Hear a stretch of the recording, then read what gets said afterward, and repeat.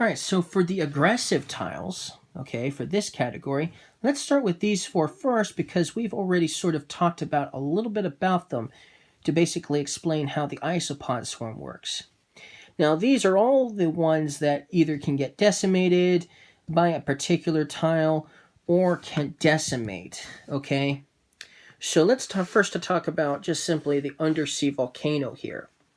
Every time you do grow ability, and that's basically all you can do anyways, until you can trigger, is when you do the grow, you're going to add 1 Archaea to the Undersea Volcano every time you do grow. So every turn, you're just going to add 1, and then 1, and then the next time you're going to activate this, once you have 5 Archaea, okay, if you already have 5 Archaea here on your Undersea Volcano, you must trigger. You don't have an option, okay? So this is one you definitely have no control over. Some you can just simply say, you know what, I'm not going to attack. But this one, you have to attack. It forces you to attack. So knowing that now, if you do not want to attack with the Undersea Volcano, do not go for it. Do not grab it. But then once there are 5 here on the Undersea Volcano, the Undersea Volcano is going to erupt. So this is going to get decimated. And then your opponents will have to choose a tile from their ecosystem to decimate. So maybe an opponent here decides he's going to decimate the deep vent from his obviously ecosystem, and maybe another player here decides they're going to decimate the white smoker from their ecosystem, for instance. And then, of course, the Undersea Volcano here is also going to get decimated. Now, when a tile gets decimated, even if it's your own tile that gets decimated, meaning you're the one that activated the Undersea Volcano here, you're actually going to keep the Archaea that were on the hex rounding up. You get to keep half. So in this sense, you actually get to keep 3 of the Archaea, and then these 2 will go back to the general supply. That means your opponents, the one they decide to basically get rid of, so let's say if it was the deep vent, they decided to decimate, they would get to keep half, so they get to keep 2 back to their supply, and then these 2 would get put back to the general supply. And that would be how that would work. And the same thing is said for these. Once the sperm whale eats one of these and decimates these, in a sense, the Archaea that were sitting on there will also get taken. Half will get taken, rounded up. And so the player will be able to keep some to their personal supply while the rest will go back to the general supply. And that's basically how decimation works. But the Undersea Volcano definitely is the best tile to utilize that example. Now, here we have the Sperm Whale. Now, the Sperm Whale, its attack is either going to decimate an opponent's giant squid or colossal squid. So if your opponent has a giant squid, it's going to decimate that. Okay, they don't have a choice. If they have a giant squid, they're going to lose it. If they have a colossal squid, they're going to lose it. Now, if an opponent has one or the other, well, then they get to choose which one they're going to lose, basically. The opponent gets to choose which one they're going to lose. But if it's 2 separate players that have the squids, these particular squids here, meaning the vampire squid is just too small to get eaten by a sperm whale, then obviously they're going to lose these 2 here, and the vampire squid does not count in that sense. So, but if your opponents do not have the squid, this is quite a brutal attack, okay? Now, I know it's called a bull cachalot, or cachalot, or something like that, but but it is definitely a sperm whale.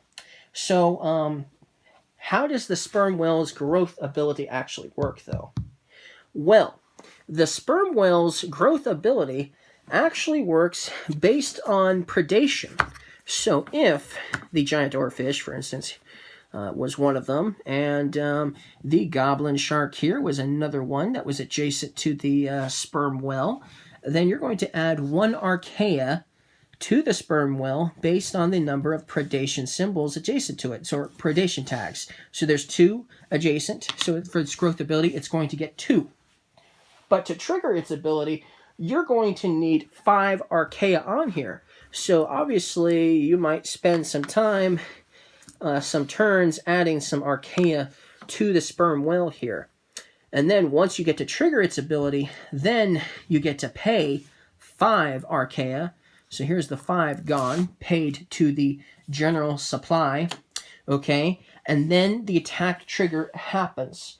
And what's going to happen is if they do not have a giant or a colossal squid, instead, they're going to take damage equal to 2 times their total predation. So, for instance, if your opponents, if they had these 2 predation tags right here, one of your opponents did, they're gonna get damaged 2 times this. So they have 2 here. They're gonna get 4 damage. That's a lot. But if they had a lot more predators, like, I don't know, these guys here as well, well, that's 4. So they're going to receive 8 damage from this attack. That is powerful. This is one of the most powerful attacks in the game. If they have 4 of these predation tags, for instance, they're going to receive twice as much damage. So that's 8 damage. Ouch. Very powerful this is. So in a sense, maybe even losing one of your squids might be in your best, might be for the best anyways if you have one. If you don't, well, let's just hope you were the passive player who tried to avoid getting some of these. That's for sure. But obviously, this one is still very powerful nonetheless. And so that's basically how the sperm whale is going to work. So that's basically how all those are going to work. So let's talk about some more attack tiles here in a moment. Okay, so here's the rest of the attacking, the aggressive tiles in this game.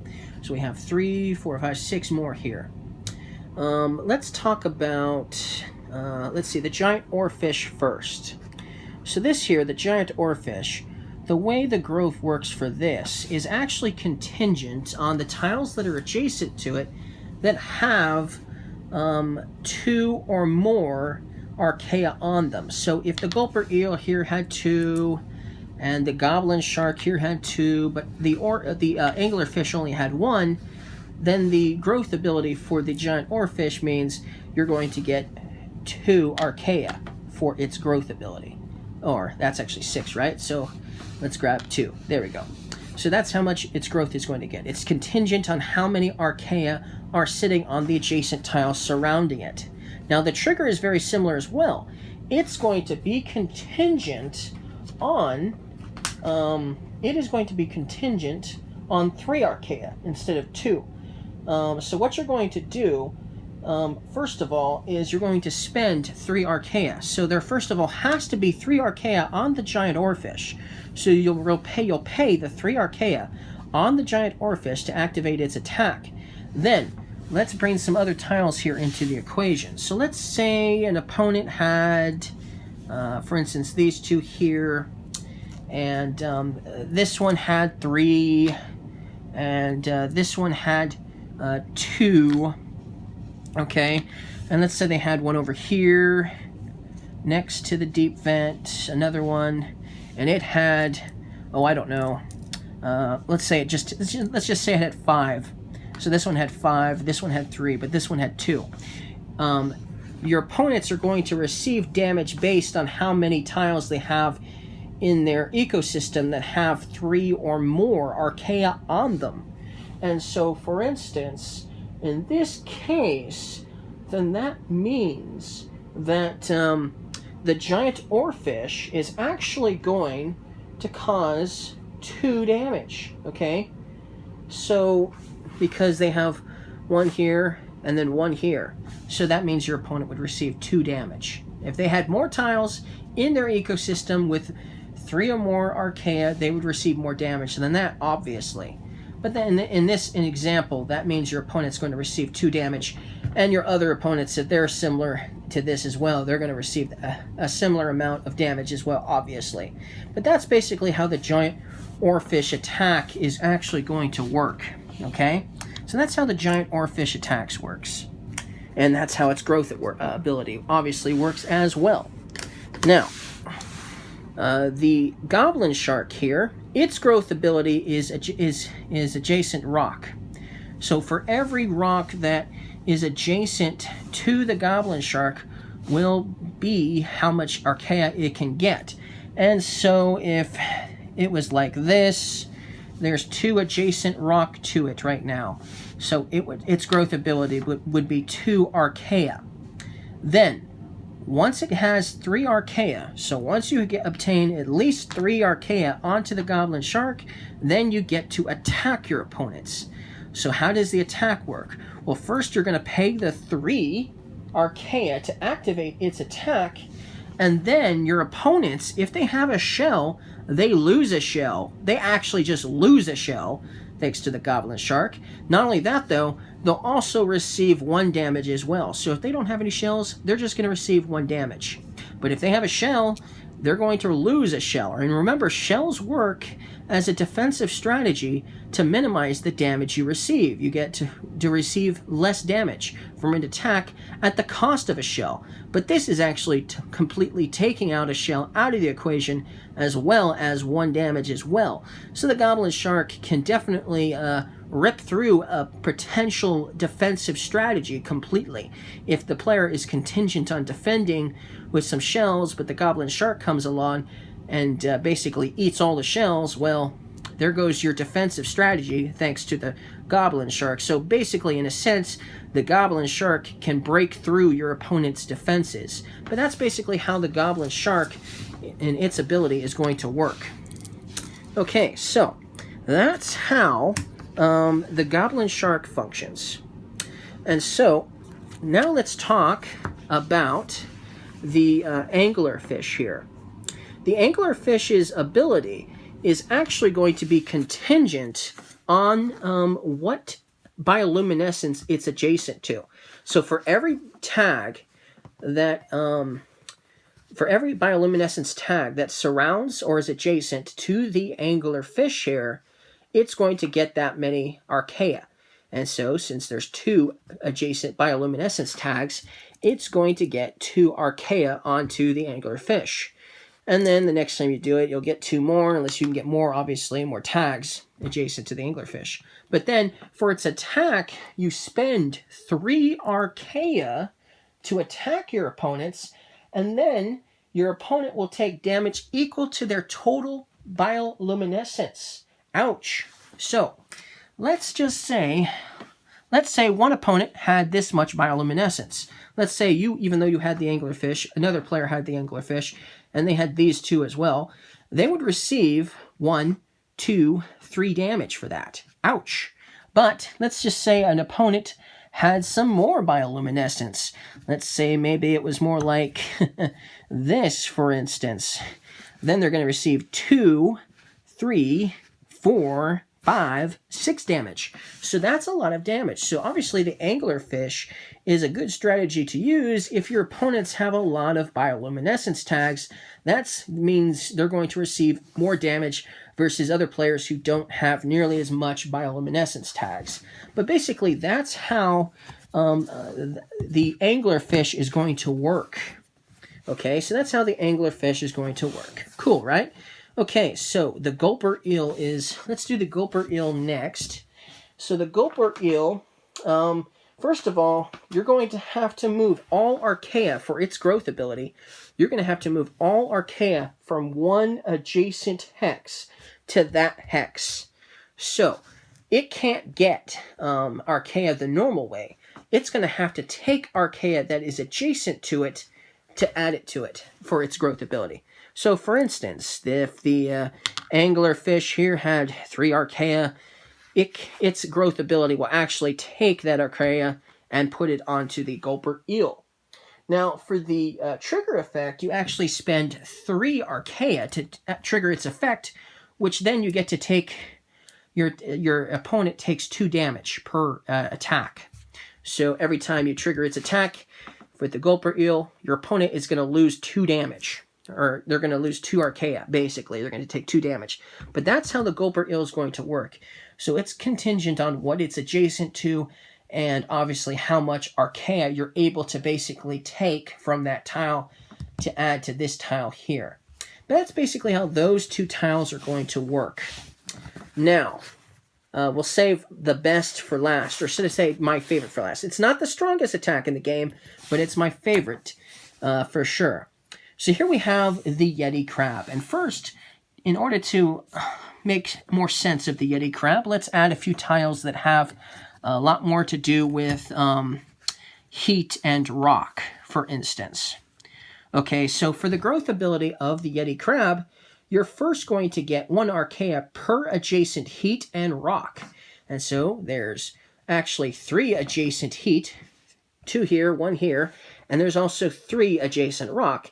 And so the growth ability of the Yeti crab here is going to be 6 archaea. That's a lot of archaea, to say the least, right?